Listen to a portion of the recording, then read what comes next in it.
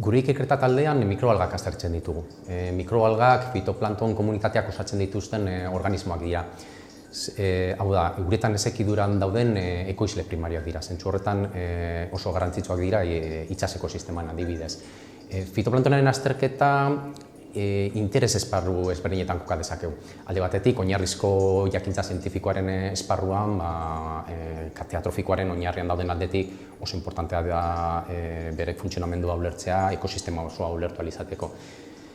Bestalde, urenen kalitatearen azterketaren testuinguruan, arteztarau ezberdinek fitoplankton komunitateen jarraipenak egitea eskatzen dute, izan ere, eutofizazioaren sintoma primariotako bat fitoplankton biomasaren hemendia da.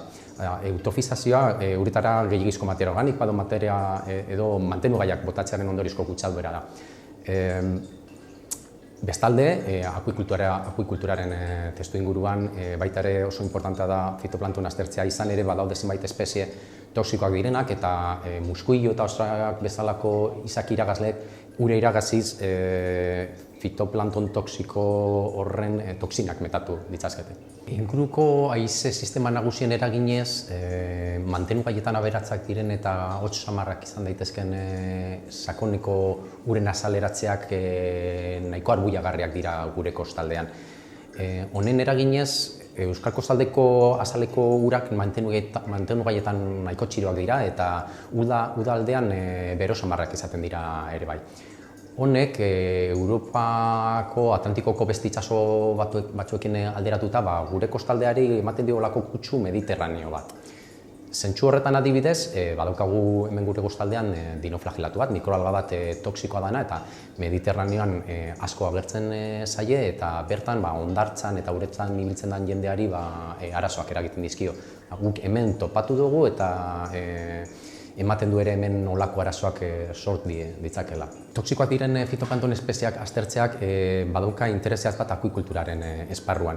Duela 5 urte inguru, hain zuzen ere, Euskadiko kostaldean martxan jarri dira akuikultura muskuilak hasteko eta azpiegiturak. Eta olako akuikultura eremuetan derrigorrezkoa da fitoplanktona aztertzea, izan ere toxikoak diren espezieen agerpenarekin pertsonak intoxikatu daitezkelako. Badaude intoxikazio paralizanteak, neurotoxikoak, amnesikoak, diarreikoak, mota ezberdinetakoak eta fitoplankton espezie dagoen arabera izango da intoxikazio mota bat edo beste.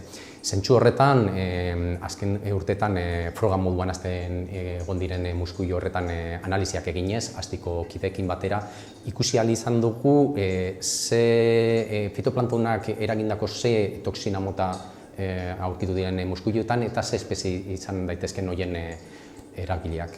Itxuraz, ura besterik ez den itsasur lagin batean 10 mikroalga espezie egon daitezke. Eta gure lan esparruan erronka nagusienetako bat da esan ahal izatea lagin horretan zer espezie eta bakoitzetik zenbat dagoen. Hainbat espezie lehen begiratu batean, mikroskopio simple batean erraz identifikatu daitezke, baina beste kasu askotan beste teknika batzuk erabili behar ditugu. Mikroskopia elektronikoa garatu behar dugu edo teknika molekularrak aplikatu. Adibidez, muskuiloetan detektatu ditugu toxina paralizanteak eta badaukagu susmagarria den espezie bat. Pentsatzen dugu espezie hori izan daiteke toxina horien erantzulea.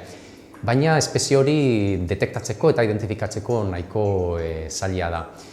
Orduan gure erronka espezie hori laborategian hasi ahal izatea da eta hori lortzen badugu analizi genetikoak egin ahal izango ditugu, bere toxinak analizatu eta horrekin teknika aproposak garatu ahal izango ditugu bere detekziorako.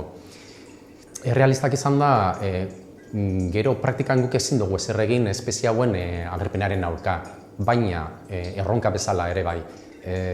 Gero gai baldin bagara beraien agerpena iragartzen edo aurrezaten, gero neurriak hartu daitezke adibidez muskuiluak kutsatu aurretik, stok hori uretatik ateratzeko adibidez.